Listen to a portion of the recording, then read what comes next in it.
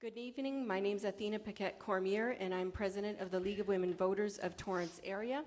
This forum is being conducted in conjunction with the Beach Cities League and the Palos Verdes Peninsula League. Welcome to the Candidates Forum for State Senate District 26 and State Assembly District 66.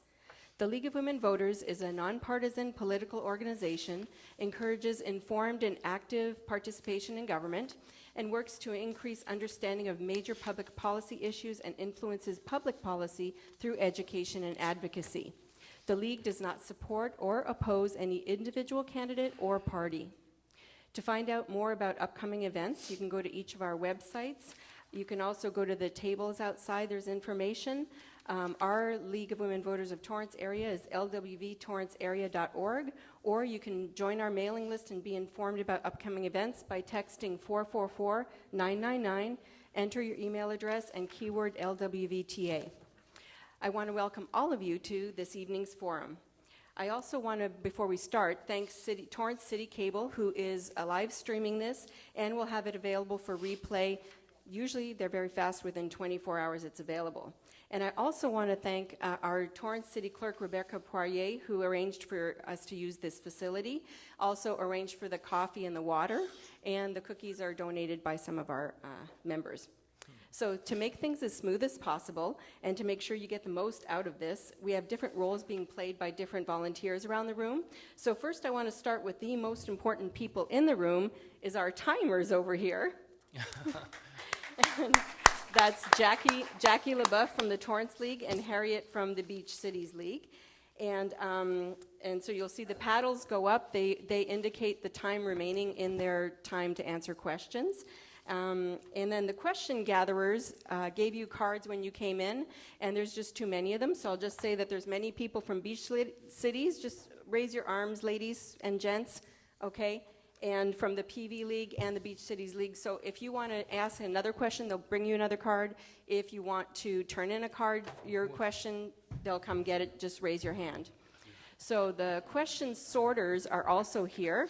We've got Joan from Beach Cities League and Nancy from the PV League. They are reading these questions for legibility and eliminating duplication so that, again, we get the most out of it, and then also keeping it league neutral. Now, here's how we'll be managing today's proceedings so everyone gets the most out of it. If you want to pose a question, like I said, raise your hand. They'll bring you a card to fill it in, and they can also pick it up. Please note that you're not going to be getting up to a mic and asking questions, so write as clearly as you can. Sometimes it's difficult to read some people's handwriting. So your questions should be about an issue or a subject matter and not about the other candidate or personally attacking the individual or the party they belong to. So questions will be organized so that we get as many questions out as possible. Your questions then, after being sorted over here, will go to the moderator, who will then put the question to the candidate. Let's see. So the questions do remain the property of the League of Women Voters and will not be returned to any individual or group. So to preserve the non-partisan and collegial atmosphere of the debate or the forum, we have some ground rules for participating this evening.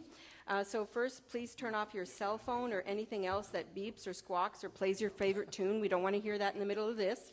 No photography or video, just because we take the pains of having the city record it and make it available, and people running around with their cameras is very distracting.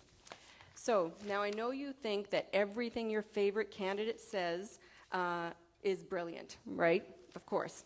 But we are going to refrain from standing ovations, applause at every little thing, and also, of course, booing and hissing and other negative outbursts are not tolerated. So if outbursts do occur, the moderator has the ability to stop the proceedings, and then we all lose. So please don't do outbursts. So we also don't allow campaign material in the room, but at the end, in the meet and greet, you'll be able to see all the materials and take them all home with you, put them in your lawn, wear them on, all that stuff. You'll be able to do that. And then the candidates will not refer to each other by name, but speak in the first person and not personally attack each other. We want to hear what the candidate thinks that they will do in office, not what they think the other candidate has or has not done. Okay, so no talking over each other. Candidates will always address the moderator with questions, and also the moderator will repeat the question if you are not sure what the question is after hearing other people. So all candidates have signed an agreement to abide by these guidelines in order to participate tonight. So that's it for the rules and all that stuff. I'm done with my part. I now would like to introduce our moderator for tonight, Mary Ellen Barnes from the Palos Verdes League.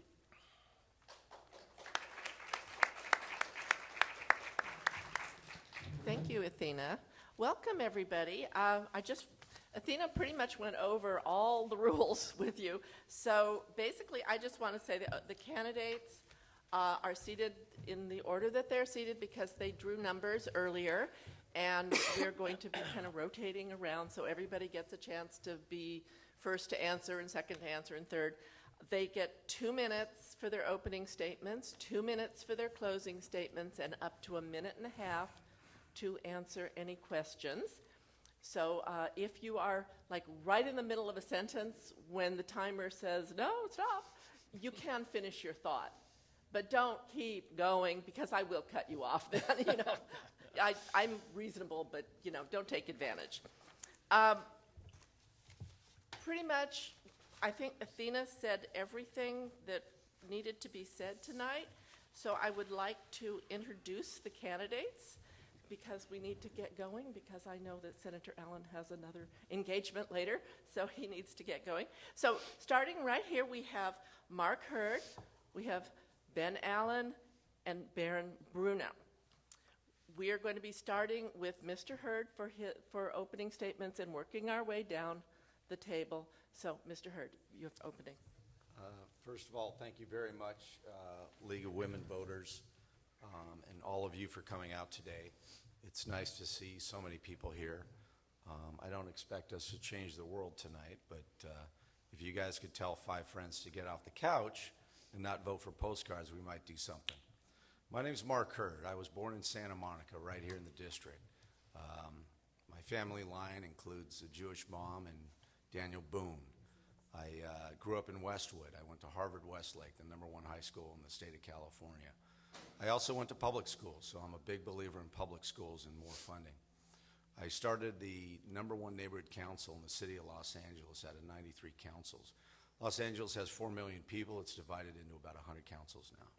And those councils represent about 40,000 people on every issue from public safety, land use, transportation, you name it. We deal with every single issue, and we have to sit through meetings and minutia.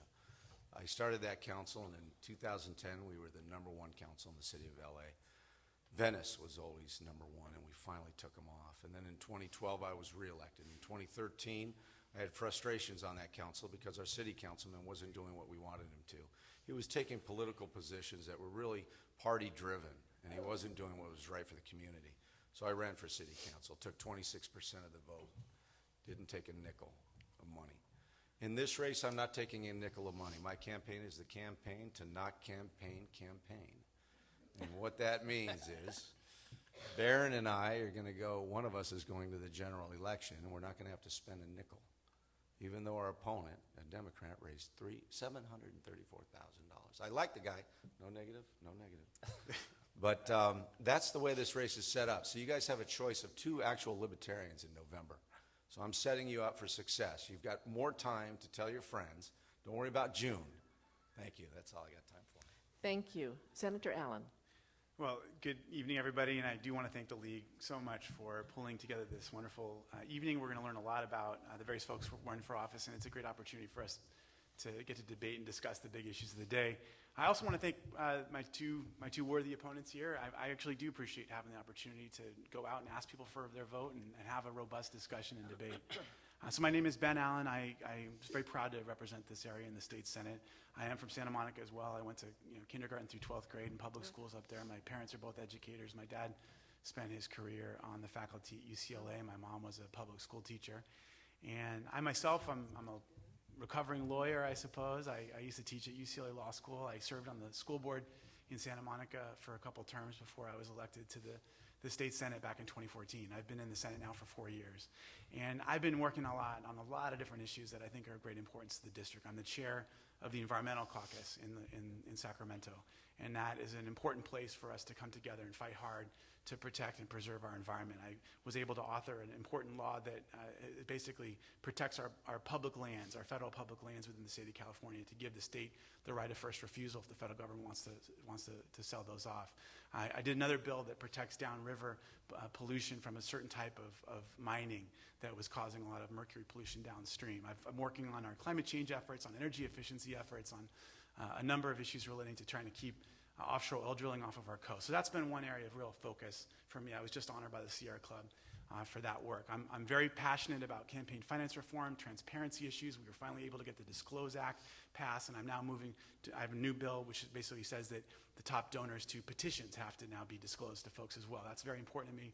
Passionate about education issues, passionate about transportation issues. It's all about trying to make government work better for people. I came out of local government myself. I know that there are problems with government for sure, but there are also so much that government can and should be doing to make our society better and make life for people better. And so I hope that I earn your support tonight. Thank you. Mr. Bruno. Thank you, Mary Ellen. I appreciate it very much, and I value certainly your organization and everybody's time here today. It really means a lot to all of us that you're taking the time out of your schedules, coming back from work early to come and see Mark, Senator Allen, myself. So that being said, we really do appreciate it because it's people like you that are going to change the world. And whether you believe that or not, we certainly do, and that's why we're sitting up here. We really believe in California. We believe in the district. We believe in the people and our civic duty to make things better for generations to come. My name is Baron Bruno, and I run a real estate team out of Marina Del Rey, California, where I've been a resident for about 18 years. I'm a California native. I was born in San Gabriel. I have a finance degree, University of Arizona, an MBA in global management with Thunderbird School of Global Management.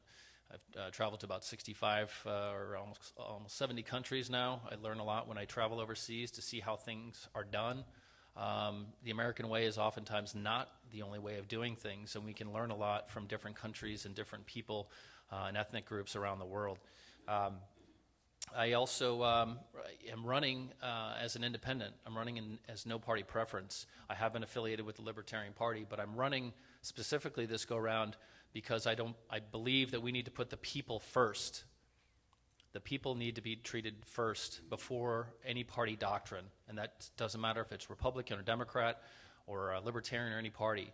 But I think what we failed to do is put the people first, and we need to really look at ourselves right now and decide: are we happy with two choices in our government? Are we getting the respect, accountability, trust, and honesty that we deserve?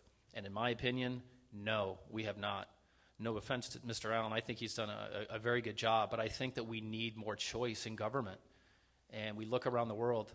Europe has at least 11 parties, so I appreciate the opportunity to look at financial discipline and responsibility and social acceptance continuing here in the state of California and in this district. So thank you very much.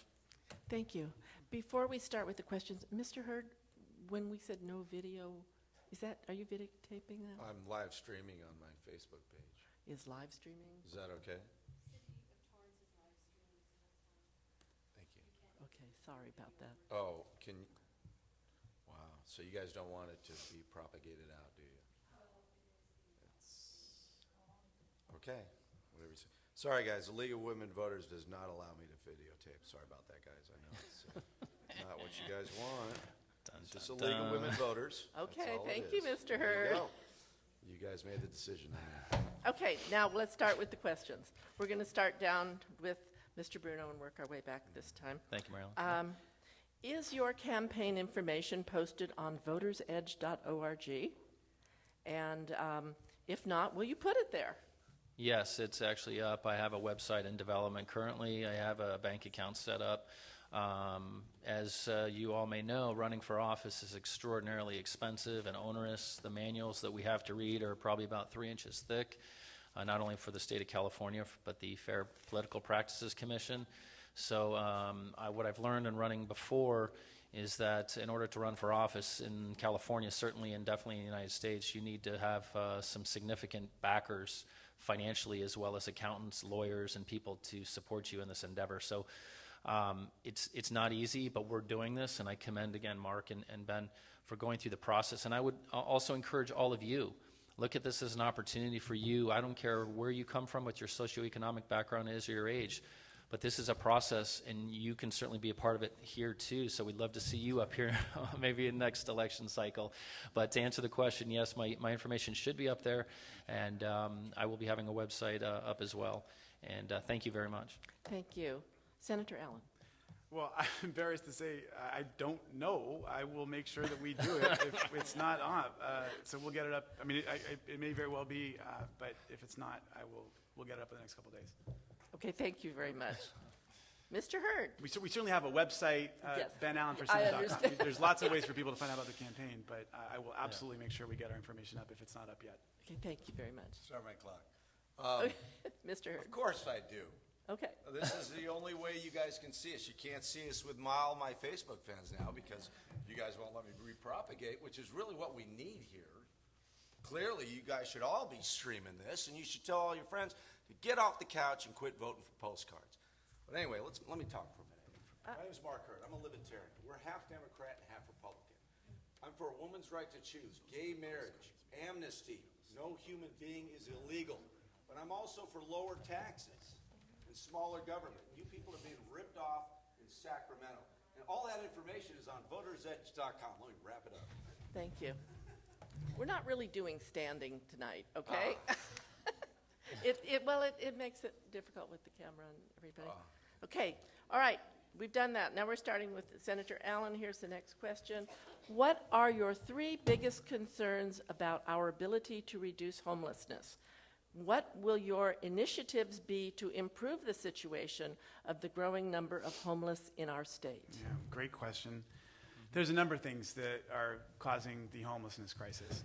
First of all, we have an increasingly bifurcated economy where the gap between the rich and the poor has continued to grow.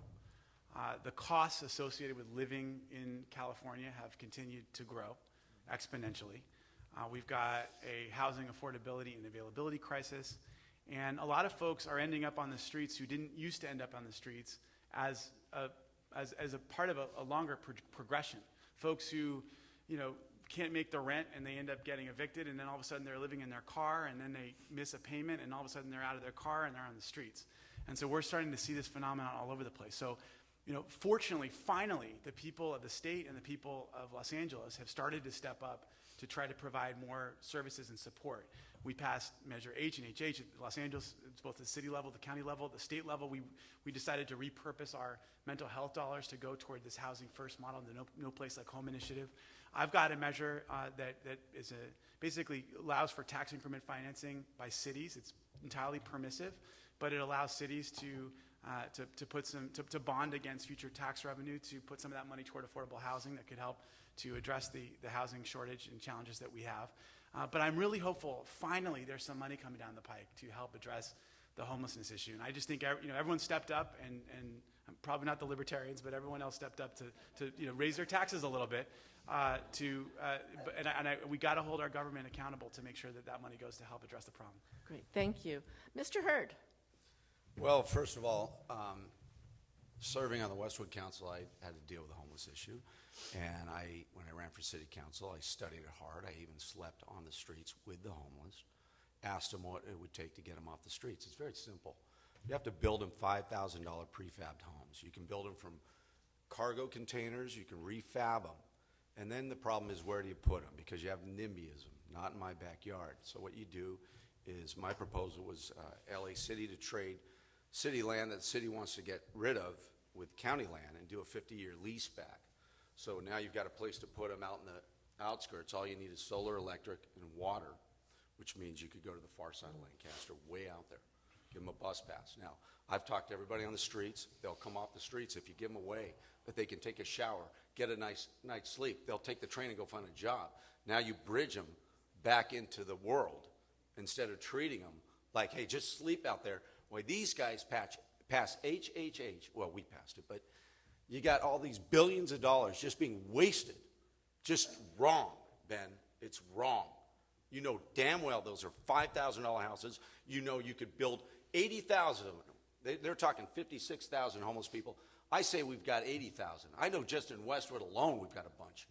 But I get them out of there because I go to each one of them and I say, here's where you can go to live and shower. And I give them cards. And they go. They disappear if you give them a place to go. But if you don't give them a bridge, they've got nowhere to go. And Sacramento is going to waste your tax dollars again and again and again. Sorry, I can't tell you anymore. Thank you. Mr. Bruno. Oh. Yeah. I really can't allow the pointing, the name calling, the aggressiveness to Okay. the candidate. People are here to hear what you will do if elected. Okay. And if it continues, I'm sad to say we'll have to ask you to leave. Okay, thank you. Sorry to hear that. Okay, I really need this to be. Just expressing my free I speech. get it. Sorry about that. Everyone's passionate. I Sure. really get that. Sure. I want to make sure they get the message. Right. If I put a little mustard on it, I apologize. Okay. Enough of the story. You're welcome. Thank you. Okay, Mr. Bruno. Thank you, Mary Ellen. So a couple things. So I run a real estate team, and housing affordability is a very, very key issue for me. A lot of the most recent clients that I work with, even in our district, the 26th Senate District, are running out of money. They're literally out of money, and I'm coming in and actually acting as a handyman and doing safety audits and things like that. Housing affordability is extremely a big concern, not only at homelessness as well, but also for our vets too. And I know that I think Senator Allen has some things he's looking to do, hopefully, on the VA West campus here. So I think we need to sort of dovetail a lot of these things together. One thing that I do not agree with was the Triple H measure that passed. If you look at, Ben's talking about transparency in government, the Triple H was passed by the union members who mandated as part of that clause to go through that all the housing was going to be built by union members, which triples the cost and extends the life of building those units. So it actually, again, adds inefficiency to something that the private sector should be able to take care of. And if you look at I encourage everybody to go to transparentcalifornia.com, look at that website to see all the different pensions and the dollars that are being wasted on everybody's salaries. And what we've done is we put people as a secondary to profits. And we need to look at, if we're going to help the homeless, we need to really do something about it. But we've got to stop overpaying a lot of people in government, because our priorities are screwed up. And unless we make a change with these priorities, we're going to have even bigger and bigger problems with affordability, not only for the homeless that we have now, but our seniors that are getting older are going to need help as well. Up. Thank you. Okay, we'll start with Mr. Hurd on this one. What measures would you support to address California's water needs? Well, I do support the current plan to build out the Delta, the new water plan that they have on the schedule. And Ben will probably. Yeah, I do support the current proposals to build out the water infrastructure in California. There's going to be a lot of money spent on the water bond that passed, and I do support all that. That being said, I think we need more oversight and accountability. Okay, thank you. Mr. Bruno. Another issue that I've run on before was the water issue. I'm against putting fluoride in our water supply. Fluoridization, if you look at fluoride, it's a neurotoxin, and that's why you can't swallow toothpaste, and your kids should not be swallowing toothpaste. But our government's put fluoride into our water, and we have no choice. So the government is poisoning you. So look at that. I encourage everybody to look that up. Water is a big issue here because it's a resource that we need to really be very conscious of. Just throwing more taxes down the road and increasing the cost of water is not going to really do it. We need to look at additional solutions, both from the public and private sector, and also from community engagement. And this goes back to community engagement, where if you see your neighbor's sprinklers that are off, knock on the door and say, hey, look, this is a valuable resource, because there's going to be a day where we're going to really have significant problems with our water usage, and we have to look at, do we want to do desalination plants and things like that? That's another big issue, because it also affects our ecosystem in the oceans as well, and that's all of this district are running for. So anyway, thank you. Mm-hmm. Thank you. Senator Allen. Yeah, the water challenge is enormous. We have a lot of infrastructural needs. Fortunately, we did pass a water bond a few years ago, which are providing needed money to help improve our infrastructure. A lot of this is going to come down to the extent to which we can, Los Angeles has gotten a lot better at conservation, and people are using a lot less water per person than ever before. That's very significant, and that's certainly going to help us in terms of our long-term sustainability. We're also working very closely with our folks in agriculture to make sure that they're using more water-friendly agricultural techniques, drip irrigation, and just the way they design their fields. And of course, on the long term, I think we're going to have to look at water rights questions because as the state continues to grow, and we really are living in a desert of sorts, we're going to have to, it's going to get more and more intense. I think the politics are going to get a little bit more wild. I will say, in the preparation for this debate, I spent a little bit of time learning about the Libertarian Party's platform. And, I got to just say, some of the things that the party calls for, I don't necessarily know that these two gentlemen support this, but they're literally calling for a transfer of all waterworks to private ownership. And I just think that would be a terrible mistake. I think that there is a very important public role to play in helping to make sure that we have adequate, reliable, regular, low-cost water supply to people all throughout our state. This is an enormous infrastructural challenge, and it really does take government action to make sure that we've got the access and availability. Thank you. Can I respond? No, we're You not said doing. libertarian. He's allowed to say libertarian. I'm the only He's allowed to say libertarian here. Democrat. I'm the only libertarian here. Just asking. No, Okay. it's thank okay. you. All right, we're going to start with Mr. Bruno on this question here. What should the legislature be doing to address Californians without health insurance?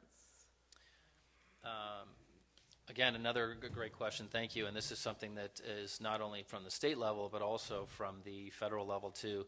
Look at transparentcalifornia.com and look at the salaries and the benefits that all of the people that are on the government payroll are getting. This is a travesty. We're putting profits and government officials before the health and safety of our own citizens.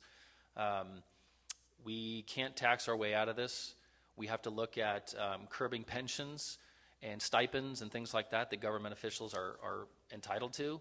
I don't know about you guys here sitting in the audience. When was the last time your company gave you a pension and or a stipend on top of your salary? But that's what we're doing for government employees. So until we start reining in some of the expenses, which I know is very difficult for politicians to do, it's much easier to just put something on the ballot and do a bond measure and get other people's money or hit you guys, the taxpayers, to pay for this. That's the easy way. And at some point, we're all going to be out of money. There's going to be nothing left.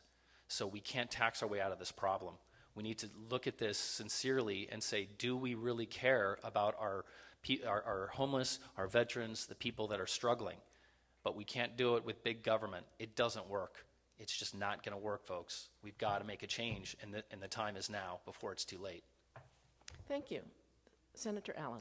Well, with respect, I think if you look around the world and you spend some time looking at other countries and you see where, you look at where the United States stands versus some of our competitor friends in Asia and Europe and elsewhere, we are spending so much with our more privatized system. We are actually spending far more per patient than in the UK, for example. We're literally spending about 3 times per patient than they are in the UK, and yet we have consistently worse health outcomes: infant mortality, life expectancy, childhood obesity. So we're getting less health out of more money, and of course the UK, they actually do have a government-run system. So I think ultimately it has to do with looking holistically, looking at a way of covering more people and doing it with cost-effective measures. That's, I think, the only way we're going to get there.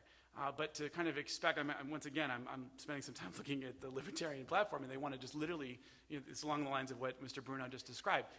Get rid of Medicare, get rid of Medicaid, just take the government out of the That's not my health care. position. That may not be yours, I understand that. But you did say that you don't think that the solution is government. And so Let's just keep it on the topic, please. So all I'm saying is that ultimately I think this has to do with coming up with expanding basically a Medicare for all type system. Ultimately, I think Medicare works pretty well. If we can figure out good cost controls that we can then expand to everybody, we can figure out a way to cover our entire population in a cost-effective manner. That's what so many other nations around the world have found a way to do. That's what we need to do here in the United States. Thank you. Mr. Hurd. Well, just to clarify, libertarians believe in smaller government, not no government. I believe in a Social Security. I believe in Medi-Cal, Medicare. So let's just clear the air on that stuff.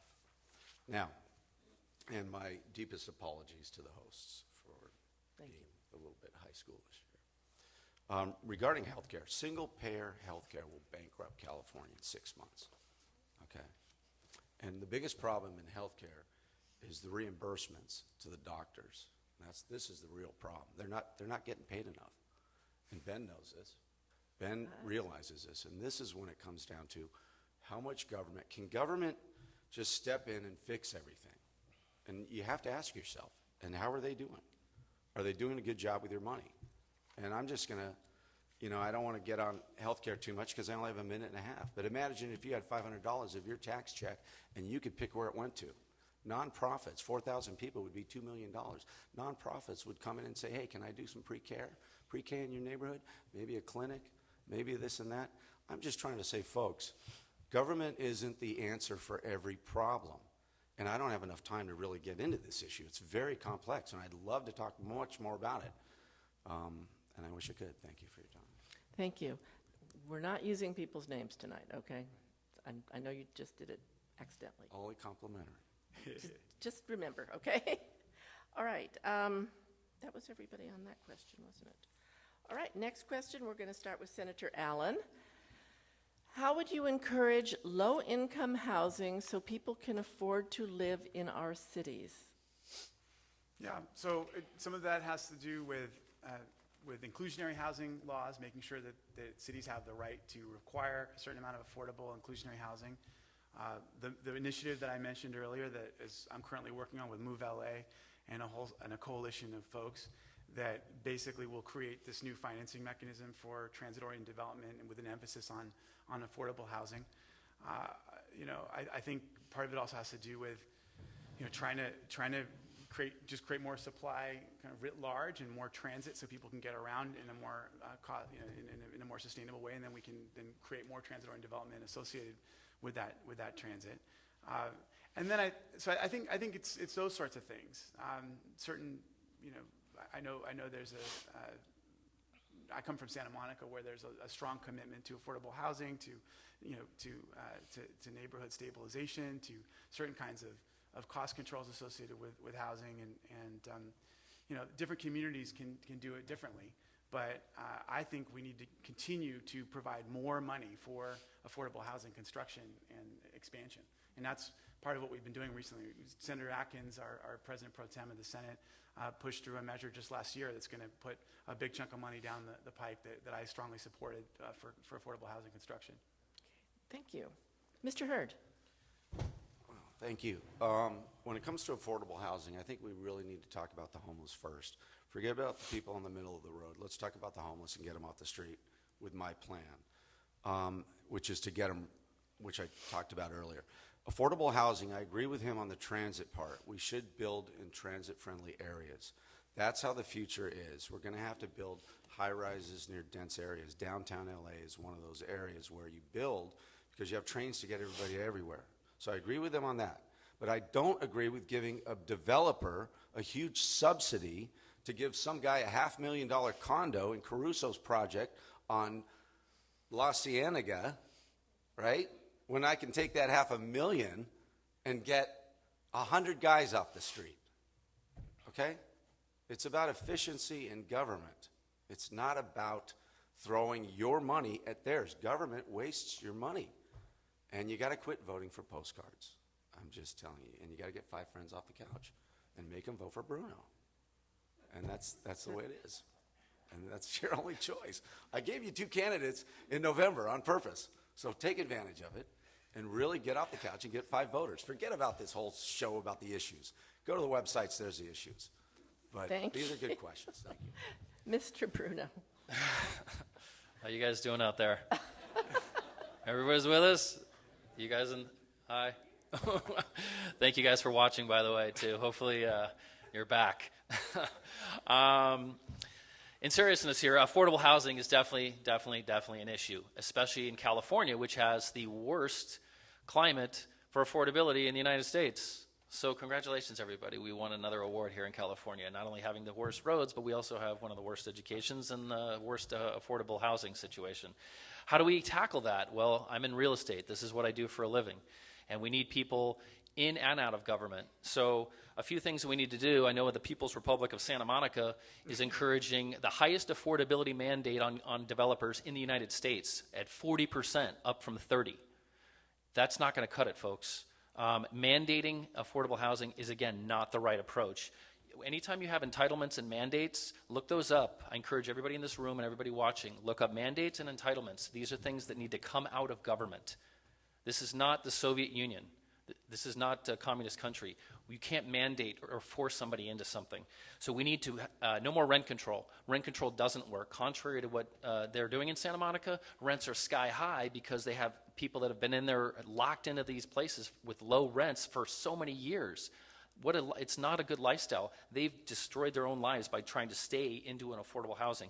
We need to do more, get rid of mandates like solar, which just passed in the Senate. They're mandating solar in California now, which is a good thing, but it's going to make affordability even more out of reach for people. We need to encourage higher density developing Mr. as well. Bruno, thank you. Thank you.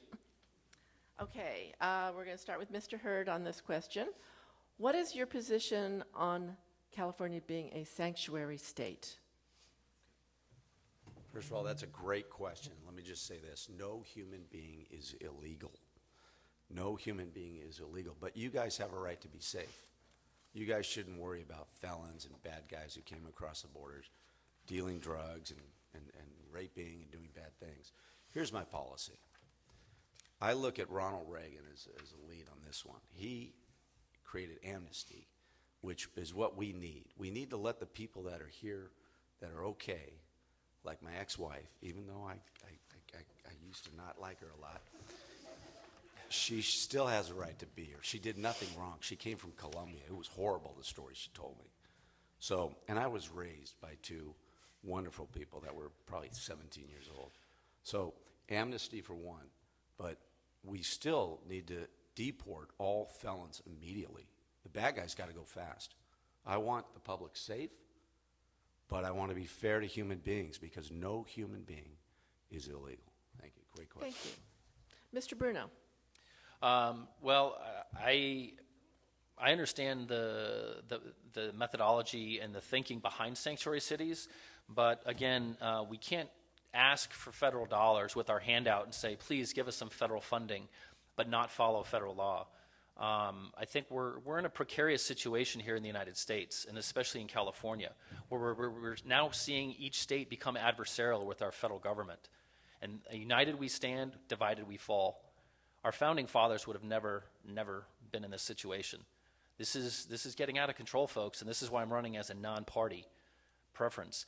We deserve better than this. We deserve better. And there's really no reason for this.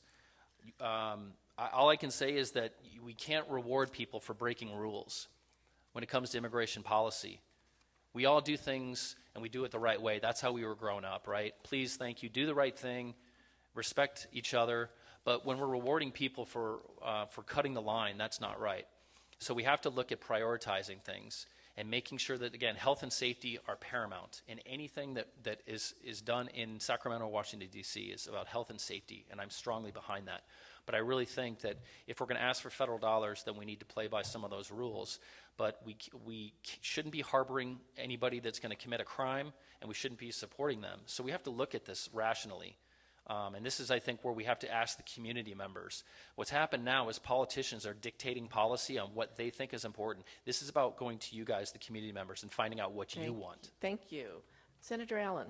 Yeah, I think that this has been so politicized along the line of what has been described. And ultimately, let's talk about what SB 54 did and what it didn't do.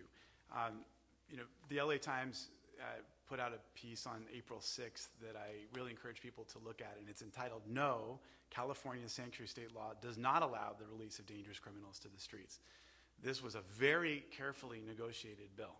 It involved police chiefs, it involved sheriffs, it involved the governor, and they really sat down and made sure that the core goal of the bill, which was to make sure that immigrant communities feel comfortable talking to and working with law enforcement and being able to report crimes to law enforcement, will continue to do so, while at the same time we will be able to cooperate with ICE when it comes to dangerous criminals.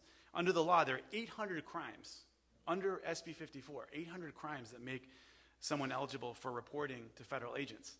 So the bill, as originally written, was maybe more along the lines of what has been described, but by the time it was signed into law after a very long negotiation process that involved law enforcement at every stage, we got to a place where it really focuses on allowing law enforcement to do its job on the ground.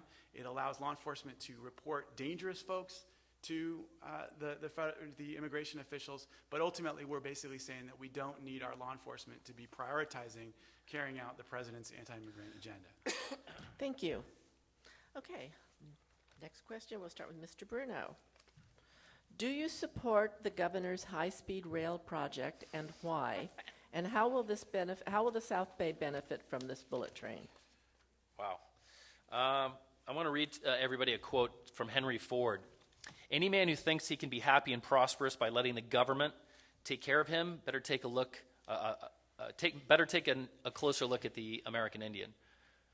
This is another phenomenal example of government waste, fraud, and abuse. A pet project, which look in the press, these are pet projects. Now, while the intention sounds okay, let's get from LA to San Francisco fast, right?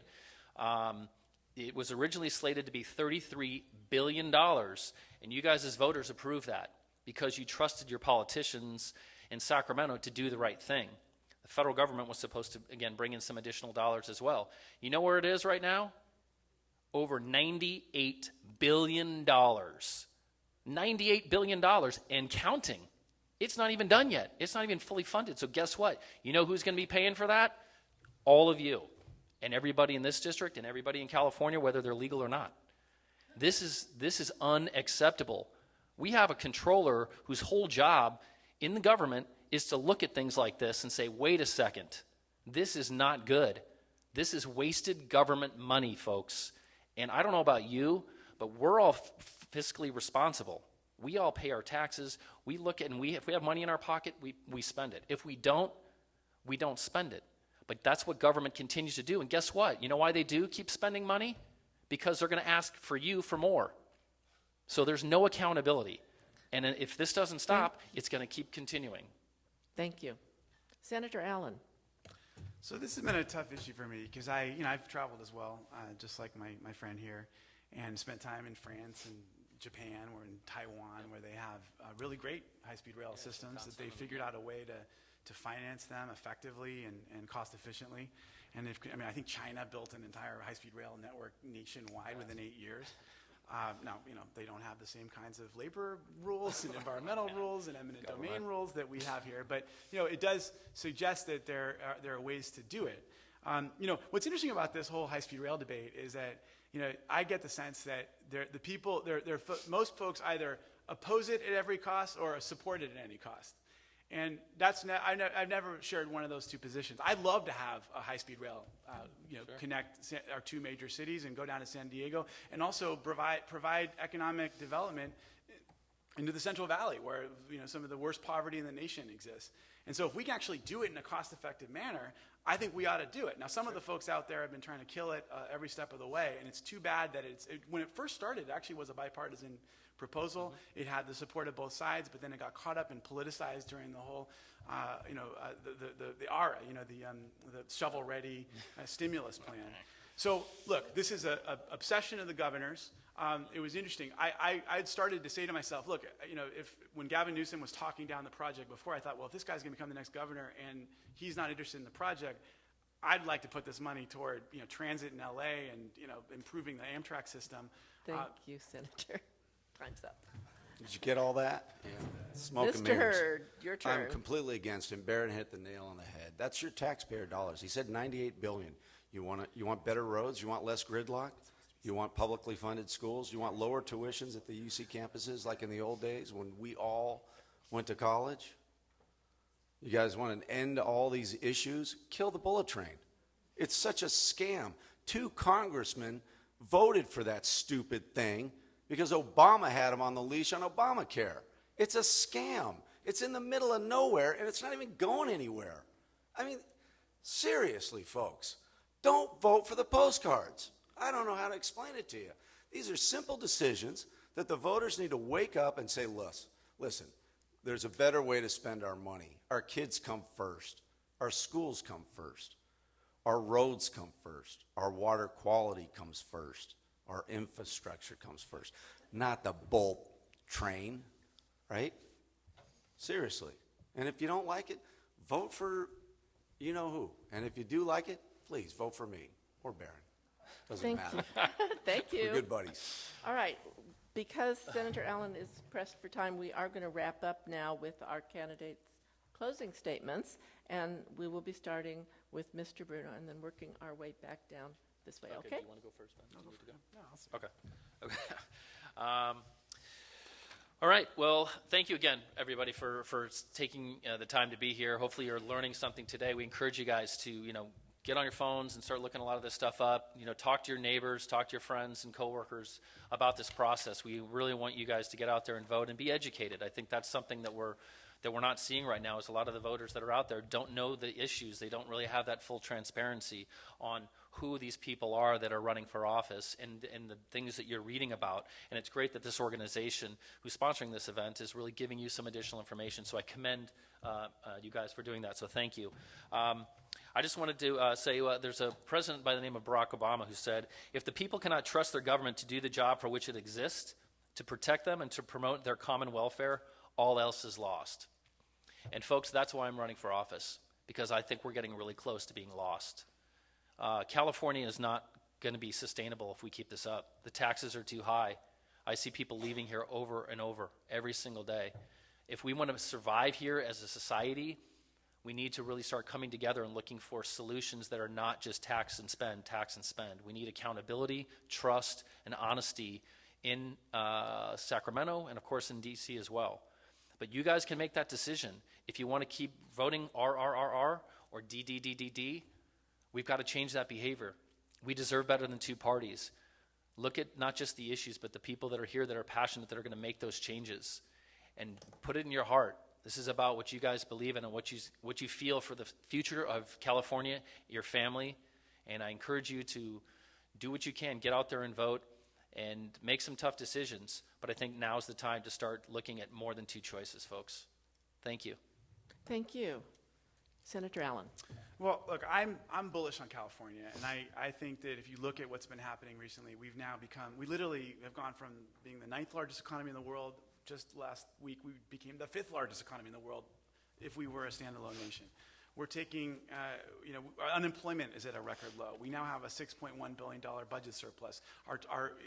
Contrary to some of the claims that are made, we do continue to grow in terms of our population, even though we haven't had a lot of immigration recently. We just hit 40 million people as a state. This is a vibrant, engaging place. People want to be here. And if you look at the leadership role that we're starting to take on everything from climate change and global environmental leadership to technology to academic to cultural, it's pretty extraordinary what we've been able to build here in California. And so it's been a real honor to be able to be a part of this effort and really work hard to help keep California on a good track, to push back on the federal government where necessary right now, but also to work with them where possible. I got to say that it's been an honor to be able to represent this wonderful district that is just so full of incredible people. We work really, really hard to be responsive, to be engaged, to be good listeners. I spent a lot of time traveling around the district and getting to know everybody, and that's been an honor too, getting to really be a good representative of this area. And I do kind of, I want to say to everyone how interested I am in trying to get to know you and get to hear what you're all about, the issues that you have, and the kinds of concerns that you have. We have an open door, both here in the South Bay, our offices in Redondo Beach, and also up in Sacramento at the state capitol. But I really do think that now is not the time to roll back government when it comes to things like environmental protection. Now is not the time to start disinvesting in things like housing and transportation and healthcare and our school system. Now is the time to understand that we're stronger together as a community, that there's value in community investment. That's actually what boosts quality of life for all of us. And that's why I'm a proud Democrat, and that's why I really hope that you'll return me to represent you in the state Senate this November. Thank you so much. Thank you. Mr. Hurd. First of all, thank you, League of Women Voters. Thank you, everyone, for coming out tonight. Thank you for broadcasting it and all that good stuff. This June 5th, and also really in November I'm talking about, you have a decision to make. You can send people to Sacramento who really want to fight for you, who have never gotten paid for standing up for the community, who have done everything to fight big developers coming into their community, digging up their roads, making noises, putting up billboards. I've done all of that kind of stuff for my community. And I'm fiscally conservative. And you should ask yourself, are you happy with the homeless situation in Los Angeles and in the state of California?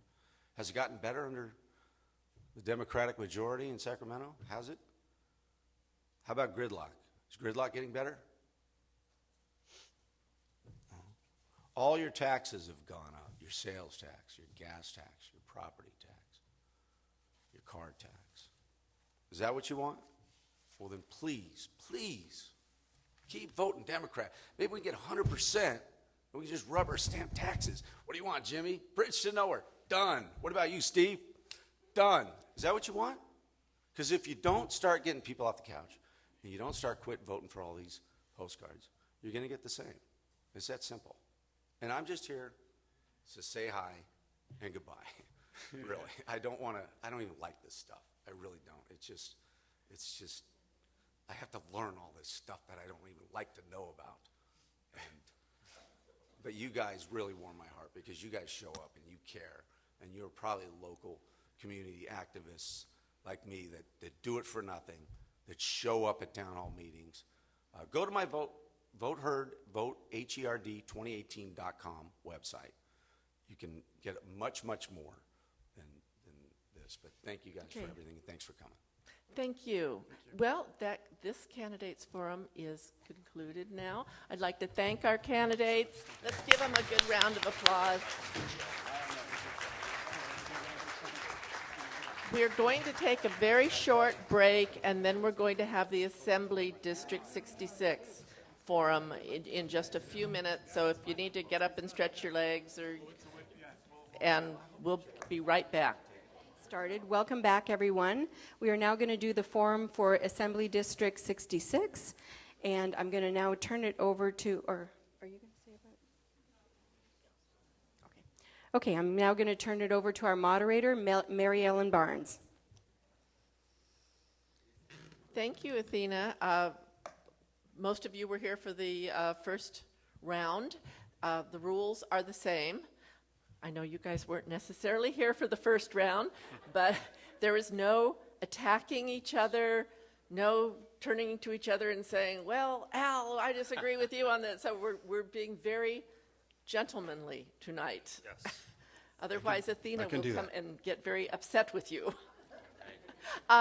Also, the candidates have 2 minutes for opening and closing statements and 1.5 minutes for their responses to the audience questions. And we got a lot of questions, and since we have a fair amount of time and only 2 candidates here tonight, Frank Scotto is out of state tonight. He wished he could be here, but he is out of state receiving a Lifetime Achievement Award. That was, that's a big deal, and so... Oh, that's what I was told out of state. Oh, okay, I was misinformed. Okay, he's here somewhere in LA, and he's receiving a Lifetime Achievement Award tonight, and he could not be with us, and we're sorry about that. He was sorry about that. So our 2 other candidates, though, we're delighted are here. Okay, they drew for their positions, and so we're going to be starting with our opening statements with Mr. Arnold, and then we will go to Assemblyman Maritsuchi, and we will be going back and forth all evening.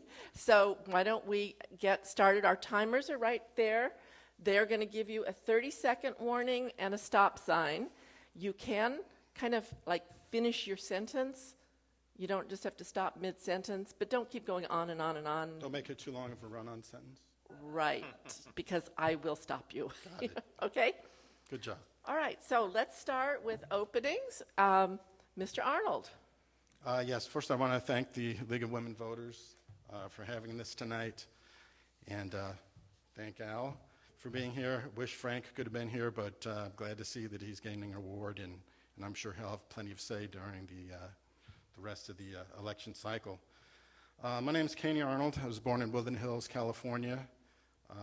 Graduated from UCLA with a degree in economics. Left there and started working for the Department of Defense. Spent a year in San Diego, a year in Philadelphia. The year in San Diego was as a Navy Supply Center supply system analyst. A year in Philadelphia, Aviation Supply Office, inventory manager. Then a year doing policy for supply systems for the Navy. Then I decided it is too cold back east. I am coming back to LA.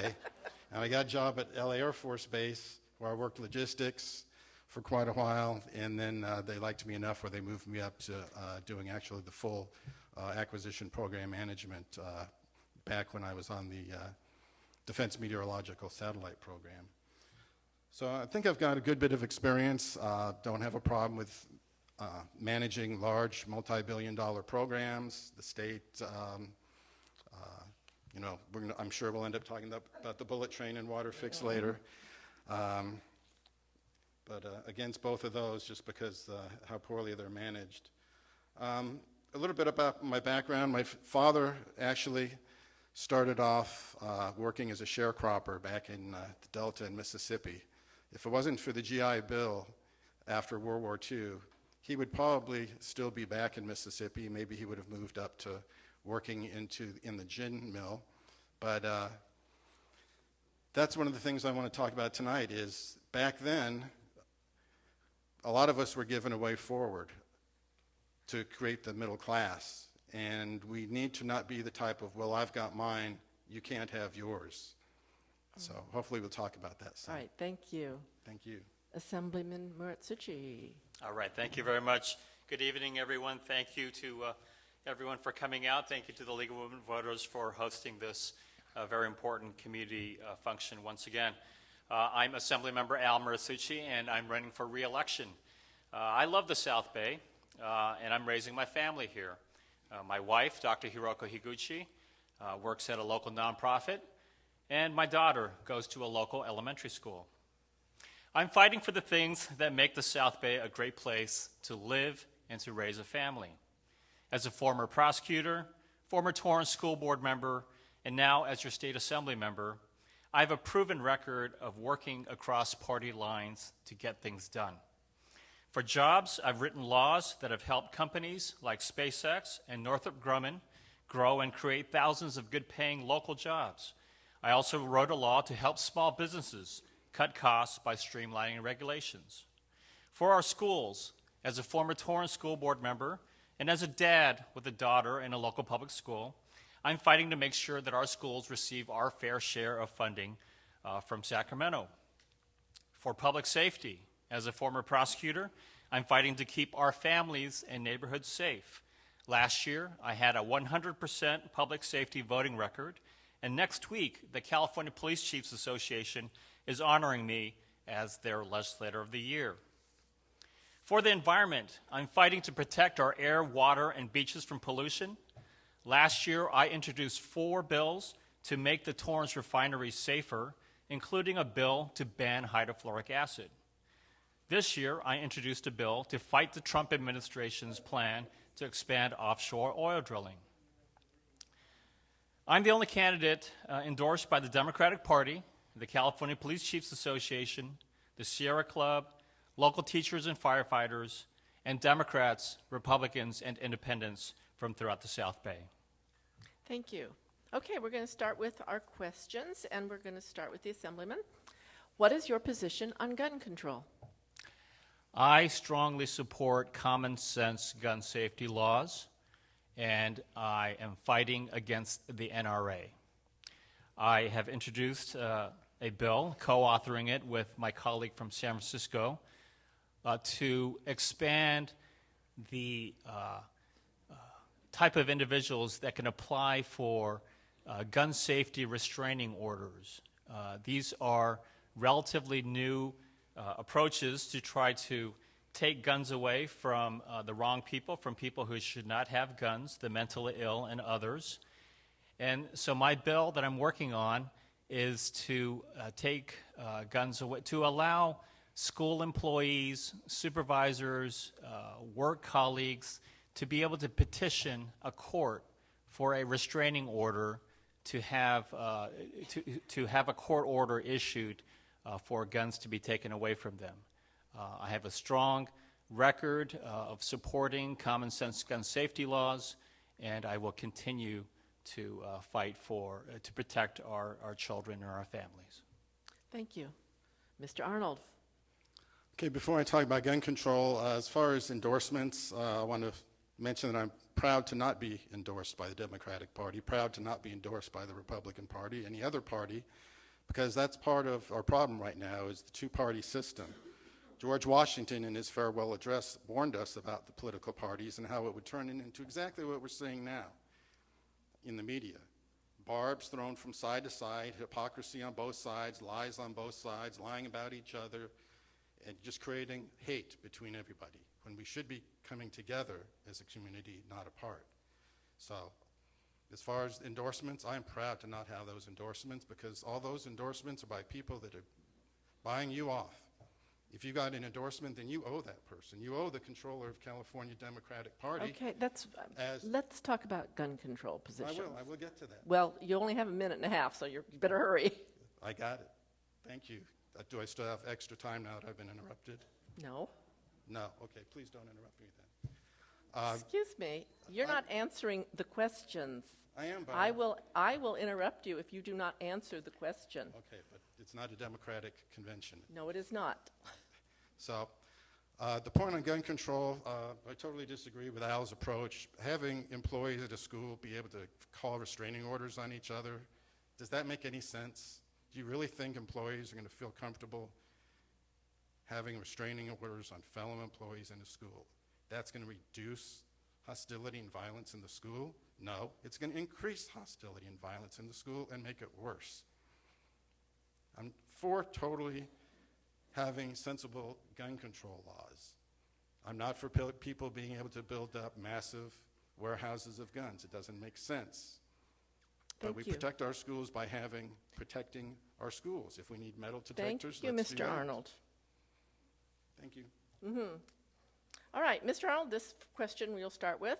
Cruise ships use seawater via desalination for use aboard their ships. What can California do to use our ocean for water? Drinking water, obviously. I know that there's a project going on now looking at desalination, and there's been a lot of controversy on both sides of that. Personally, I'm not for desalination.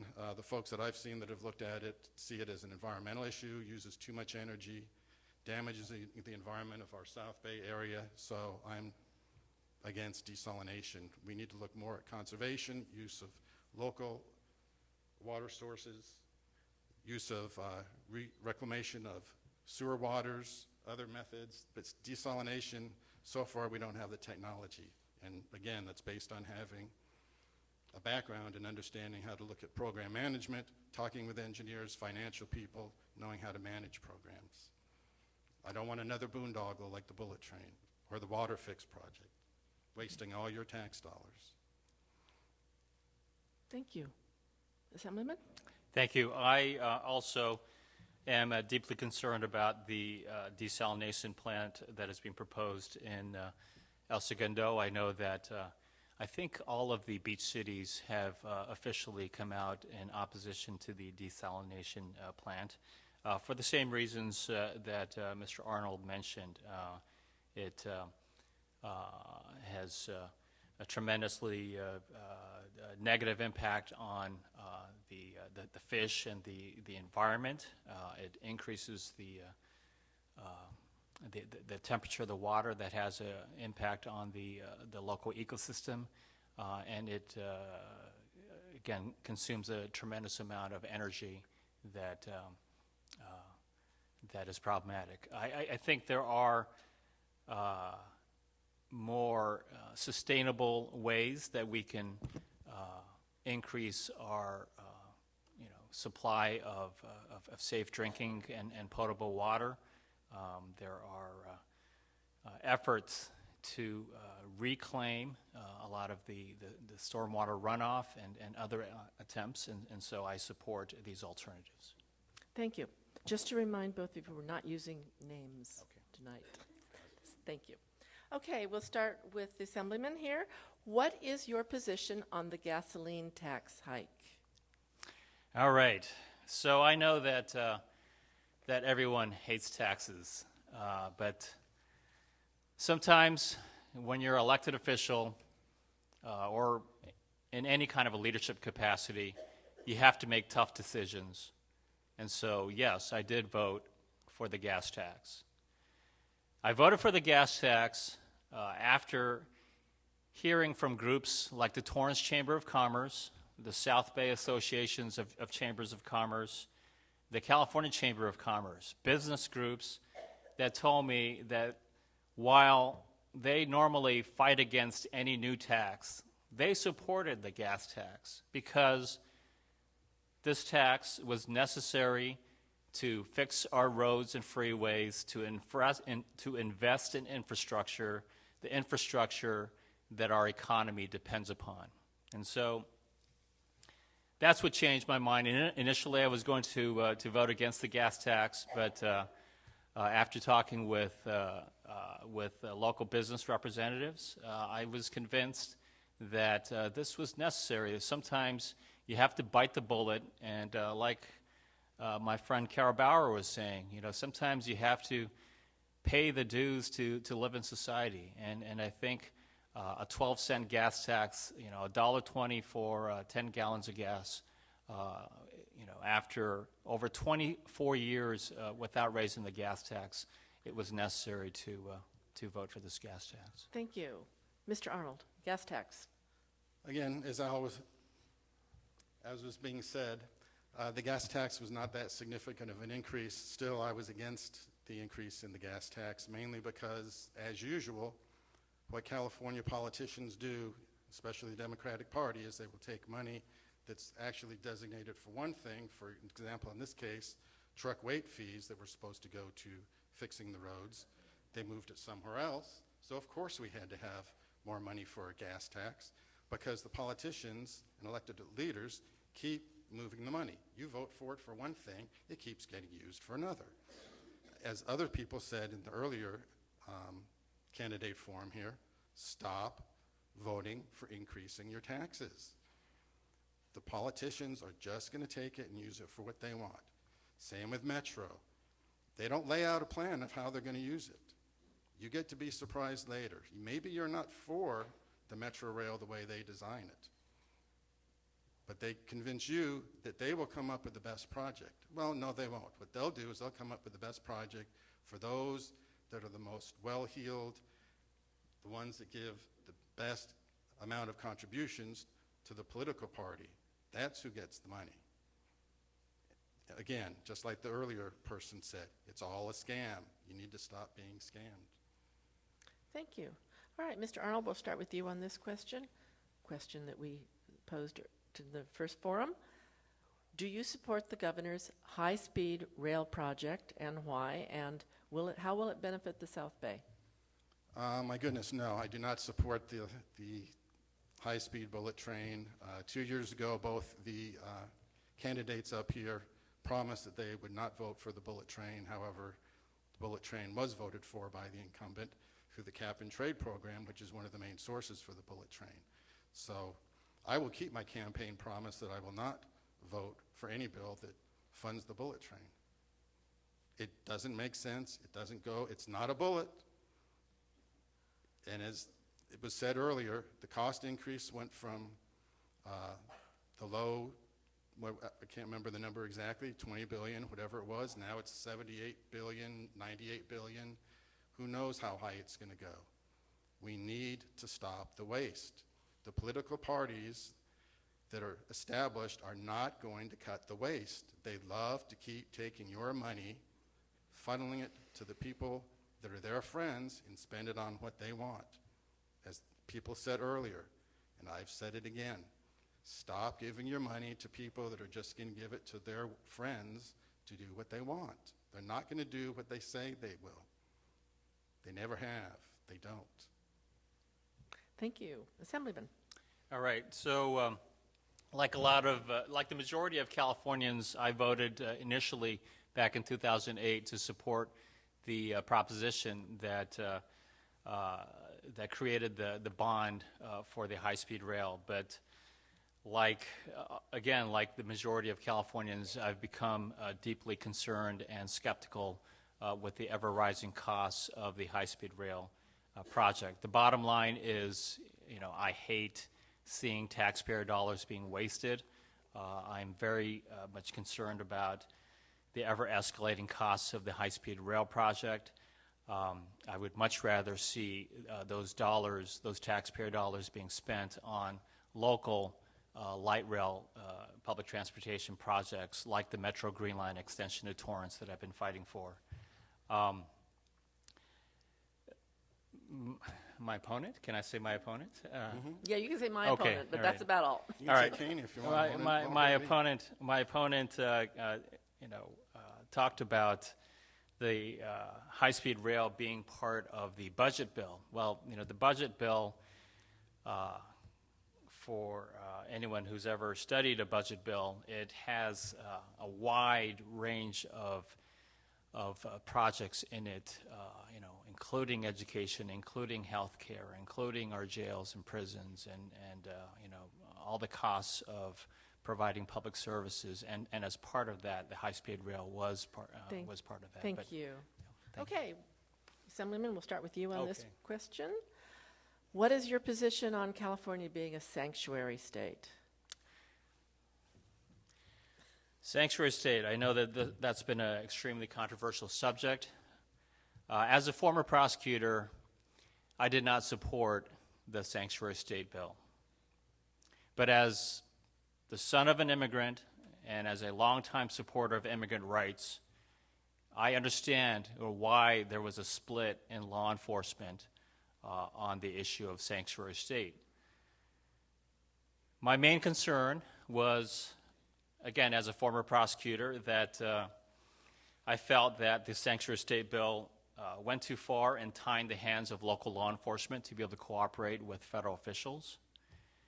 But I also recognize why there are law enforcement leaders like LAPD Chief Charlie Beck that supported the sanctuary state, because there is the very real issue of immigrants, undocumented immigrants, not reporting crimes, being reluctant to call the police when they are crime victims because of their fear that they would be reported to immigration officials and deported.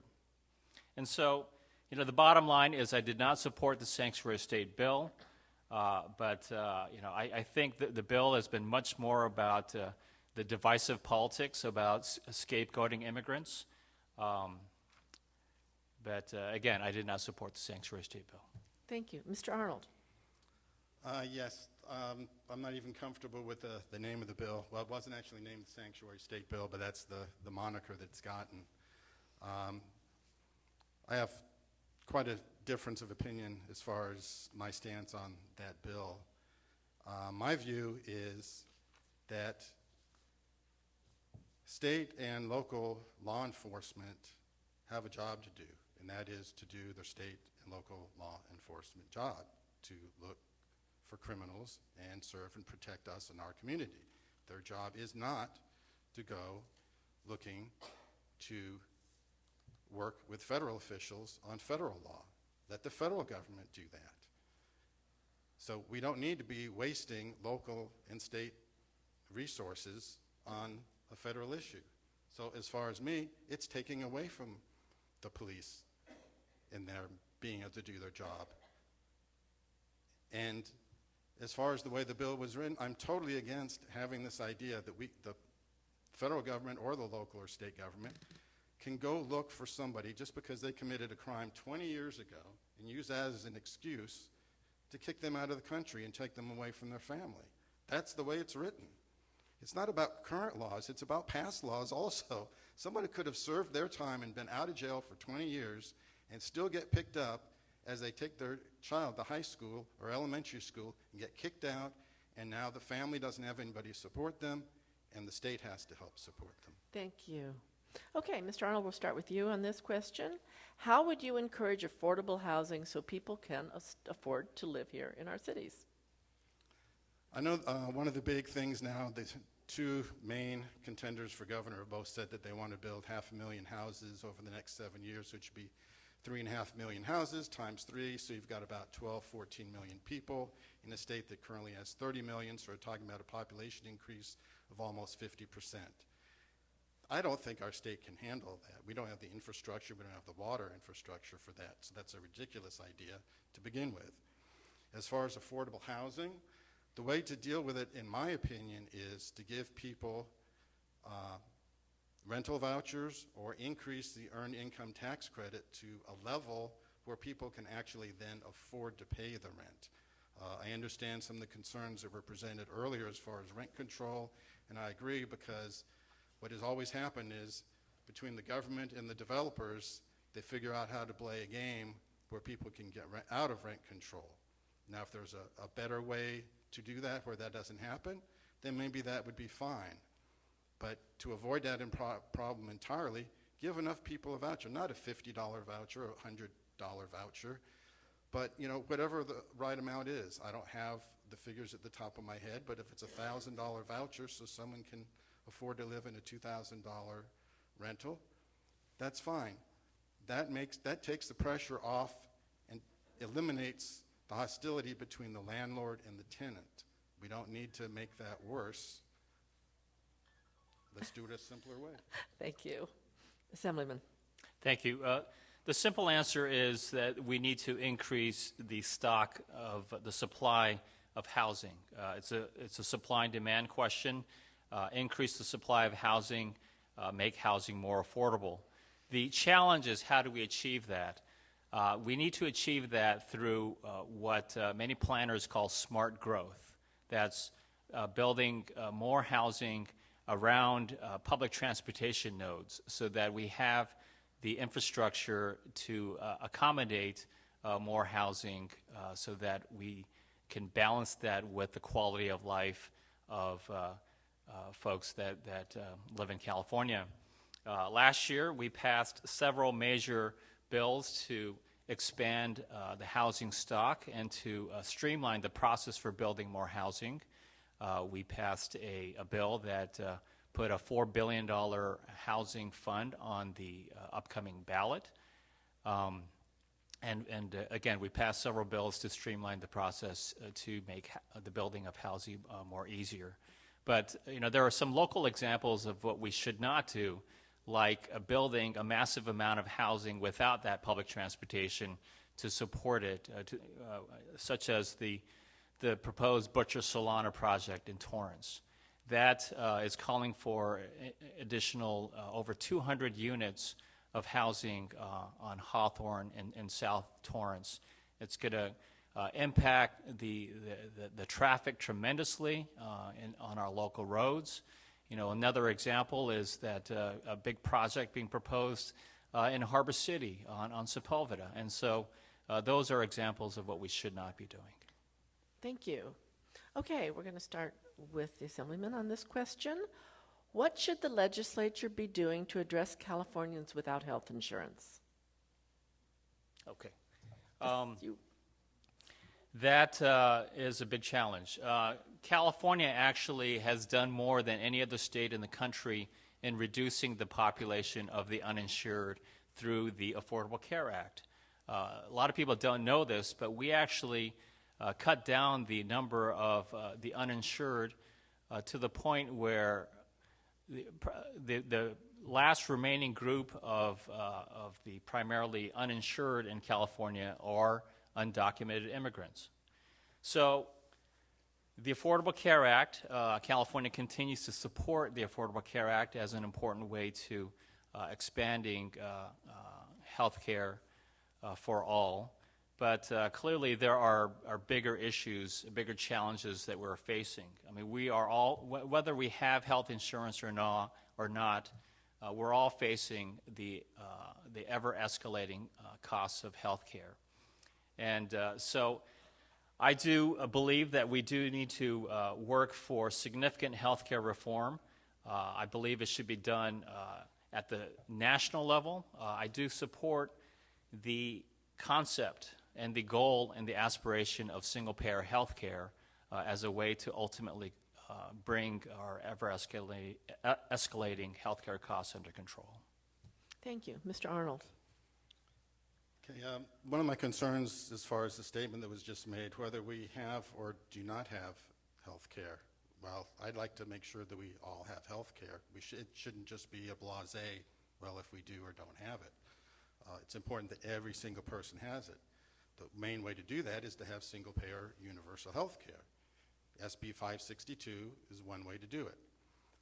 Would I prefer that the federal government do it? Of course, but they haven't done it. The current administration's obviously not going to do it. California could have done it.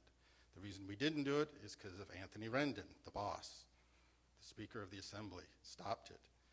But I'm not sure that whether this was even a serious proposal in the first place. By the way the games are played up in Sacramento, it's hard to tell sometimes whether things are actually seriously submitted or not.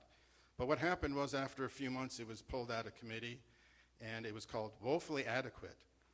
Well, who wrote it? It was Ricardo Lara, the person who's going to be, who the Democrats are now wanting to put in as the insurance commissioner. The insurance commissioner's not smart enough to write a bill on your health insurance? My God, definitely don't vote for him. All the Democrats are saying he's woefully inadequate. So definitely don't vote for him. I stand fully for SB 562. Other countries all around the world have done it. We can figure out how to pay for it. Senator Ben Allen just bragged about how we're the 5th largest economy in the world. The 5th largest economy in the world can't do it, but other smaller economies all across the world can? Thank you. Makes no sense. Thank you. Okay, we'll start with you on this question, Mr. Arnold. We talked a little earlier about desal plants, and neither of you are for them. So what measures would you support to address California's water needs? Okay, I think we both kind of answered that already, but again, the other main controversy I'd really like to address is the water fix. That's the big controversy up in Sacramento now. All the metropolitan water districts are arguing about whether or not to build the twin tunnels up in the Delta and bring water down to Los Angeles. I'm totally against that idea. Again, California has grown quite a bit over the last 40 years. You know, as the old song said, there's plenty of room at the Hotel California. Well, maybe not so much anymore. If we're not going to fix our roads and we're not going to fix our water where people in Compton can actually drink decent water, people in Watts can actually drink decent water, let's get that done first before we start worrying about desalination or stealing more water from up north so that the agriculture and fisheries and the environment up there are damaged. As far as Los Angeles, local use, like I said, recycling of, I know it sounds gross, but recycling of sewage water, it's already done. People are already drinking it. More runoff control. There's a number of plans that are being looked at by the water districts locally. I support those, but I definitely do not support desalination. Great. Thank you. Assemblyman. Thank you. I believe that we can achieve our water needs through a combination of building the water recycling and treatment infrastructure combined with improving our conservation practices. On the infrastructure side, we are already through a multi-billion-dollar water bond that we passed in 2013. We're building and strengthening our stormwater capture and treatment recycling. We are improving upon our groundwater treatment infrastructure. And we are improving on our conservation. And another one of my big frustrations whenever we talk about water is the fact that that about 80% of all the water consumed in the state of California is consumed by the agriculture industry.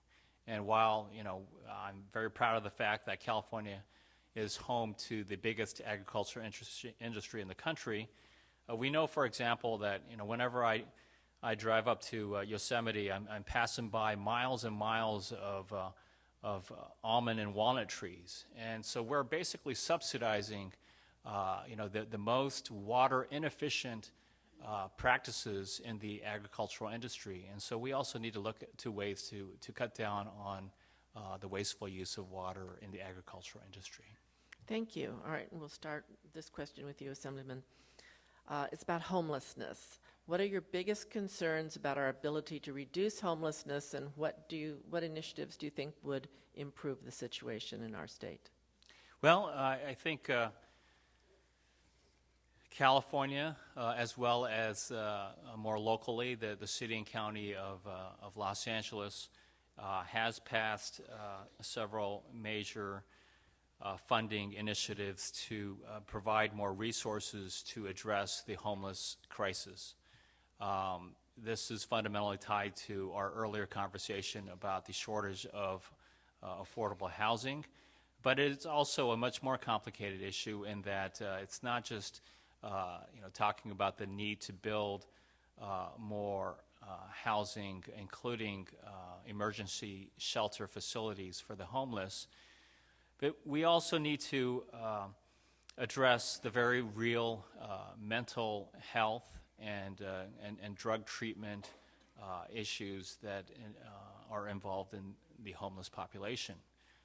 Locally, I know that I've had a lot of contact with homeowners groups that are concerned about the growing homeless problem, the encampments around the South Bay freeways, near the 110 freeway in particular, out in the unincorporated West Carson neighborhoods.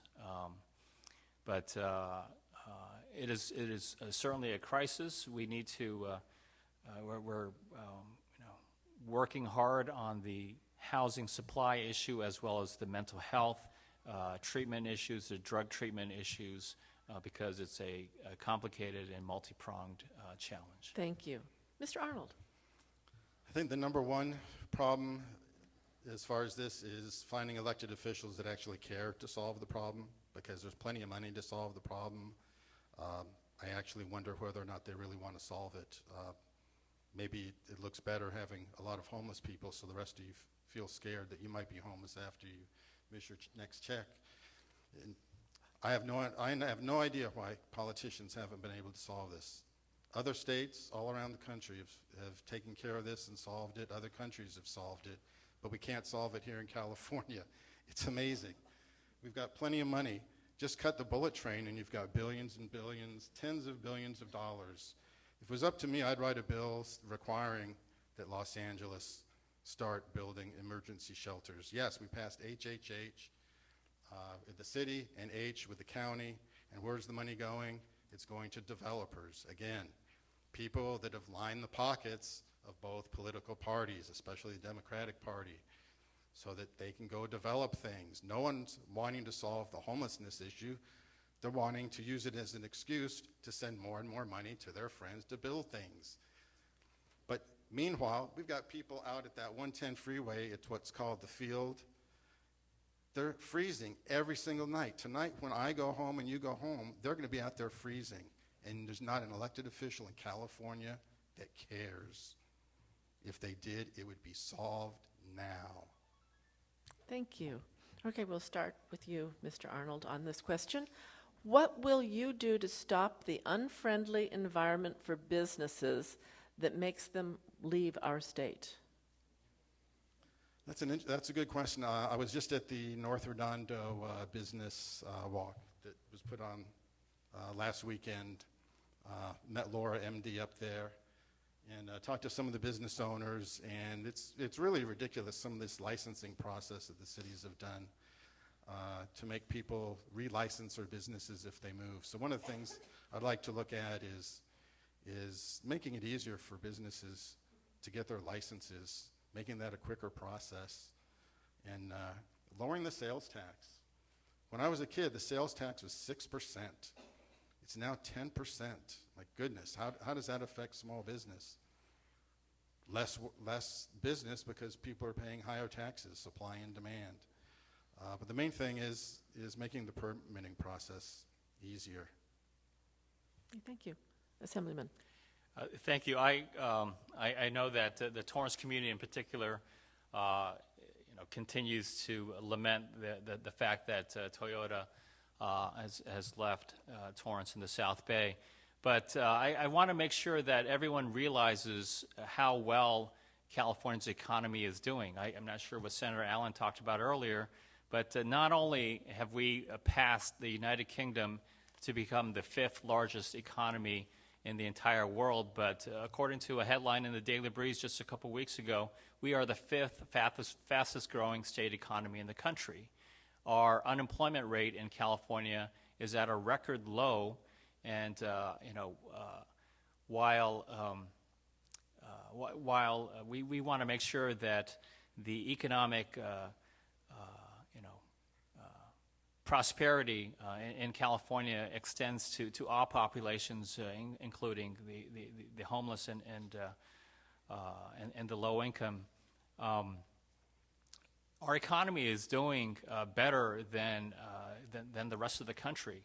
Now, can we do better to improve the state's business climate? Yes.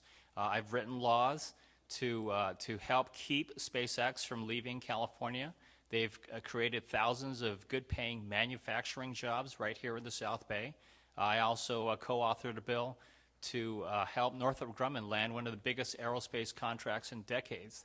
They've also been creating thousands of new jobs. Thank you. Okay, we'll start with you, Assemblyman. In the face of special interest influence, how can you help protect public interests against the taking of public land, especially parklands? Okay, well, the ultimate solution to the special interest influence is campaign finance reform. We need to, as someone who has been on the receiving end of millions of dollars in independent expenditures from billionaires and big oil companies that have once defeated me and tried to defeat me in 2016. I know firsthand the need for and the importance for campaign finance reform. We need to, I was a co-author of the California Disclose Act last year to ensure that, number one, we know where all this money is coming from so that voters can decide for themselves, where the money is coming from and how that influences politics. But to tie it into the second part of your question about parklands, actually I'm not sure how. I know that I'm fully in support of expanding and building and developing more open space in parkland, like in Redondo Beach. I see Redondo Beach Councilman Christian Horvath back there, but we've been working together to try to convert the AES power plant into a park, an open space park. Okay, thank you. Mr. Arnold. One of the things, for example, what was just brought up was Redondo Beach. The Galleria is another situation where the environmental impact report is really stretching the definition of parkland, where the little area near the sidewalk, these little areas are considered parkland. Well, no, that's not really parkland. I like the fact that we have the use of Quimby funds to be able to increase parks and funding for parks when we have developments. But I think the point on special interest money was a good point, and both of the major political parties, both the Democrats and the Republicans, are the ones that are taking all that money. I've got it right here. This is the expenditures for the incumbent. Where's that money going? It's going to a campaign consultant who also happens to be the controller for the Democratic Party. The Democratic Party controller who controls all that money that you send in, that all those businesses and special interests send in, he gives it to the candidate, and the candidate gives it back to him personally for his personal business to serve as a campaign consultant. That's called money laundering. should be illegal under the RICO statutes, federal statutes, but it's not. It's perfectly legal here in California. It's appalling to me. I can't believe that my opponent would stand for that, but he does. Yeah. Please don't say things like that. Now, Don't say the word opponent. no, don't start smearing him by saying he stands for money laundering. Oh, okay. I'm sorry. I was just presenting facts, but I understand the word money laundering can be a heated word. Okay. But the just enough technicality- of that. Mr. Arnold, we've got another question for you. Very To good. start here. How would you represent the concerns of the faith community in your district? Well, that's easy. My belief is that everybody has a right to religious freedom. One of the things that I would do is, we know that we have a number of hate groups here in Torrance and in Redondo Beach, and we need to get tougher on them. You know, I don't see Arthur here today, you know, to hassle Al or to hassle me, but, you know, the folks, I'm sorry, I mentioned somebody's name. That's all right. Go ahead. But there are a number of hate groups here, tied with a number of groups, and I won't say what the groups are because I know I'm not supposed to, but we have a number of hate groups here that are really going after immigrants and people of faith, especially Muslims. You know, we need to stop that. Again, it's just another way to divide us. We all need to be coming together, you know, caring about each other, loving each other, doing what we can for each other, not dividing each other. Whatever faith I am, or someone else is, it's not important. It's their faith, it's their business. We have First Amendment rights. Let's all follow them. Simple. Thank you. Assemblyman. Thank you. I just like to, if I may, take a quick moment to clarify the false facts that were stated by my opponent, accusing me of money laundering. What he's referring to is my fundraiser is a elected state party controller, and he's a controller of the state monies. It has absolutely nothing to do with the fundraising that I do for my reelection. And so, you know, to accuse me of money laundering without any evidence or perhaps even understanding of what money laundering actually is completely false. Okay. Faith community. Except Yes, that you- faith except that you community. gave Faith them your community. Excuse me. Faith community is we have such a strong and diverse faith community in the South Bay, and it's one of the best things that makes the South Bay a great place to live and raise a family. I've had the privilege of being able to work with many churches, temples, of all faiths, Christian, Jewish, Muslim, Buddhist, the tremendous diversity in the South Bay, and I enjoy and fully support the strong faith community of all different faiths in the South Bay as an important of our wonderful communities in the South Bay. Okay, thank you. All right, Assemblyman, we'll start with you on this question. How will you, this is talking about housing affordability again. How will you manage the impact of construction costs caused by increased government regulation? All right. Well, I'm not sure which government regulations the question may be referring to, but I know that one of the most commonly cited regulations that people complain about in terms of its impact on housing costs is CEQA, the California Environmental Control Act. Now, CEQA is one of those laws that people like to bash and talk bad about, unless and until you want to use it. CEQA is a very important law that allows people to, number one, be informed of any projects that are proposed in your neighborhood. So, for example, if you live in Redondo Beach and you have the waterfront project being proposed in your neighborhood that may affect your quality of life, Well, CEQA requires that you be notified of the proposed project and the nature of the environmental impacts.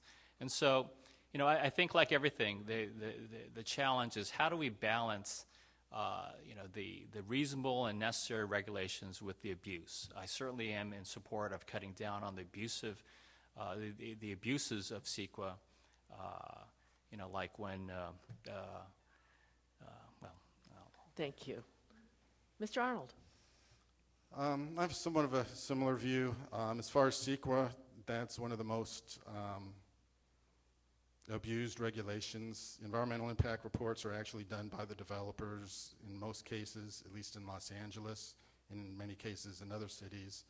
They're totally inadequate. Public hearings that are done are rushed through. That's how we ended up with the Seabreeze Apartments, with the actual money laundering that was proven, written in the LA Times, that was done to get that one presented. So as far as the housing issue, what is done, but keeps being done, again, this is another red herring that keeps being brought up in the legislature. They keep passing these bills on affordable housing, and they keep saying or. Developers can provide 10% of very low-income housing, or 20% of low-income housing, or 40% of market-rate housing. So what do they pick? 40% market rate, and then they do the rest luxury. So none of these bills are actually doing anything. The state legislature, doesn't care about affordable housing. If they did, again, this is easily solved. Provide people with an increased earned income tax credit, give them vouchers. These aren't complex problems. These are all common sense. The reason we can't solve it is, again, elected officials are bought out. Okay, thank you. Now we'll start with you, Mr. Arnold, on this question. What will you do to protect the environment? Do you support expanding fossil fuel resources over environmental sustainability? Well, definitely not expanding fossil fuel resources. Right now we're going through a major transition from fossil fuel to solar power and other renewables. The Torrance refinery is a perfect example of that. I have no idea why we had a campaign promise 2 years ago to ban MHF, and it never happened, and the AQMD still can't do it. The Attorney General tried to order or suggested to the AQMD to take the most onerous approach towards phasing out MHF. They didn't. Is the Attorney General going to do anything about it now? No, he's not. I talked to the Lieutenant Governor at the State Lands Commission that we had on the Rancho LPG tanks, right up there, right near Rancho Palos Verdes. Not in our district, it's one street over. Still, when the 50 million gallons of liquid propane gas explode, if they explode when we have an earthquake, if we have an earthquake, it's going to happen. I'm for the environment and I'm for safety. We need to actually enforce the environmental laws and the safety laws, but again, the state doesn't do it, again, because the state doesn't care about you. No one enforces these laws. That's the problem. That's the job of a state legislature, to stand up to the enforcement and the executive branch to make sure they do their job. They're not doing their job and no one's making them do it. Thank you. Assemblyman. Thank you. I am very proud of California leading the country and in many ways the world in the fight for clean energy. I think California has been a shining example for the rest of the country that we can actually grow the economy and create jobs at a faster rate than the rest of the country, while also leading the effort for clean energy and against climate change. Last year, I was a proud co-author of a historic bill to provide a very innovative and leading example of how we can cut down on greenhouse gas emissions to fight against climate change, while recognizing and trying to balance the needs of employers and manufacturers in our state of California, so that, like we were talking about earlier, so that we don't drive them out of our state. I'm also very proud to have authored several bills to support our leadership in the fight for clean energy. I passed a bill that was signed into law in 2014 that streamlined the process for the installation of residential solar panels on folks' rooftops. You know, California has been leading the country. Thousands of jobs in the solar industry created while we're promoting clean, green, sustainable, and cheaper energy, which has been, again, a shining example for the rest of the country that we can grow our economy, create jobs, while leading the charge for clean energy. Okay, thank you. All right, one last question. We'll start with Assemblyman Mursucci. SB 10 is a bill for bail money reform, Yes. currently in the Assembly Appropriations Committee. What is your stance on this bill?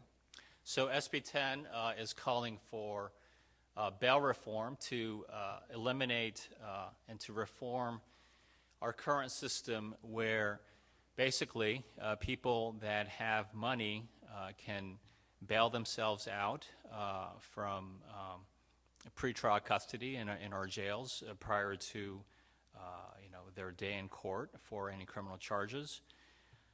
And I am fundamentally against the principle upon which our current bail system is based on. Our current system, basically, allows for people, to be incarcerated just because they don't have enough money to bail themselves out. While those that do have money, even if they may pose a greater risk to the public, can bail themselves out, regardless of their public safety risk that they pose or their flight risk. I'm working on bail reform to make sure that we can achieve bail reform without compromising public safety. Again, as a former prosecutor, I want to make sure that we are protecting our families in our neighborhoods. We want to make sure that we can continue to operate a functional criminal justice system that locks up and brings justice to the real bad guys, but at the same time reforming this bail system that is fundamentally unjust. Thank you. Mr. Arnold. Well, I'm definitely for bail reform. As it turns out, most of the people in jail have never been convicted of a crime yet. That's why they're there. They're there because they can't pay their bail. And I find it a little bit disingenuous when someone doesn't vote yes or no on a bail reform bill and then says that they are for bail reform.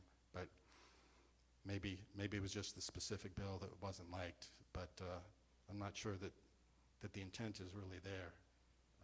I would have liked to see a vote for that bill. That was one of the reasons why I decided to run, because there were so many broken promises last year. And I just got tired of watching them. That's why I'm here. Thank you. All right, we have come to the closing statements. We're going to start with Assemblyman Mursucci, and then Mr. Arnold will be second. You have 2 minutes. All right, thank you. Again, I'd like to thank the League of Women Voters for organizing tonight's forum. And I want to thank all of you for coming out tonight, for caring enough to spend this evening together.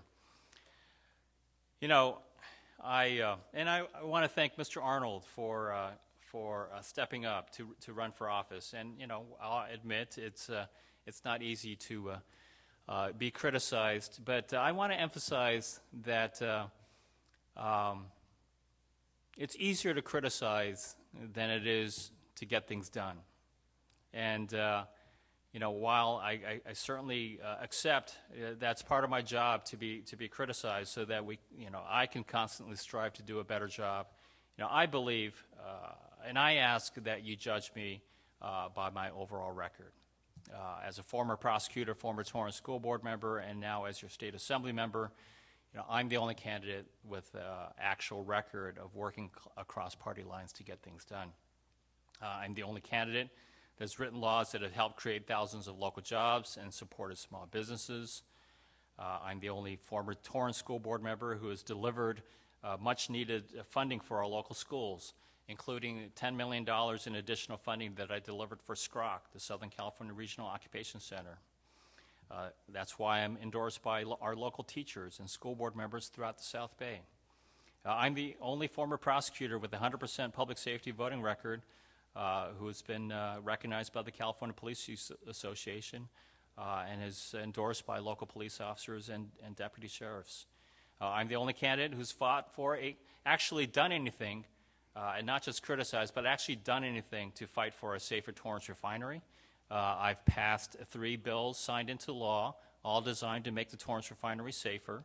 And I'm still fighting for the ban for hydrofluoric acid because, again, it's easier to criticize. It's harder to get things done. I ask for your vote on June 5th. Thank you very much. Thank you. Mr. Arnold. I'd like to thank the League of Women Voters also, and thank you for keeping me in line. Sorry if I got out of line there a couple of times. I appreciate everybody showing up here today, and especially the folks on camera who aren't able to make it out. I've talked to a number of folks, and a lot of seniors aren't able to make it out for these, so I appreciate being able to have that available. As far as getting done, as far as criticizing, I'm retired after working 32 years for the Air Force, working on multi-billion-dollar programs. I've got things done. I worked on the GPS program back when people were skeptical of GPS. They thought, oh, we can't do this technology. It's too controversial. Having satellites navigate aircraft, what a crazy concept. But I was on the program. I fought for it. I fought for making sure the test set that went out into the field was delayed a month because I knew that our engineers had found out that the corporation had actually rigged the test to try to make it look like the test set worked when actually it didn't. Had it gone out in the field, it would have failed. GPS might have been delayed, and our troops wouldn't have had that technology. So I've stood up to people. I've stood up to colonels to convince them of how things need to be done. I've briefed generals, 3-star generals, 4-star generals. I reffed basketball games. I know how to deal with honorary people. It's not at all difficult to be criticized. I criticized all the time when I was at work. Criticized as a ref, not a problem. That's why I'm running for this office, because I think I can do a much better job, because I've managed larger programs. And I know how to do these things. As far as the issue on the controller of the California Democratic Party, yes, he gave money to the campaign, but the campaign gave the money back to that same exact person who is the consultant for the campaign. Now, you can call that whatever you want. All I know is that guy's got a good job. He takes your money and he gives it to himself. Thank you, Mr. Arnold. All right, this brings us to the end of our forum. I'd like to thank both candidates and turn the meeting back over to Athena.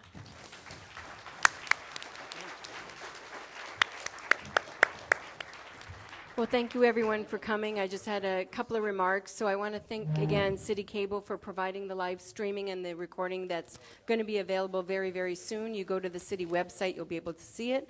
And thank you to Rebecca Poirier, our city clerk, who provided the room, the refreshments, and prayers for her that she's going through some stuff, and so we hope she's doing well today. And then thank you, Mary Ellen, for being a fabulous moderator.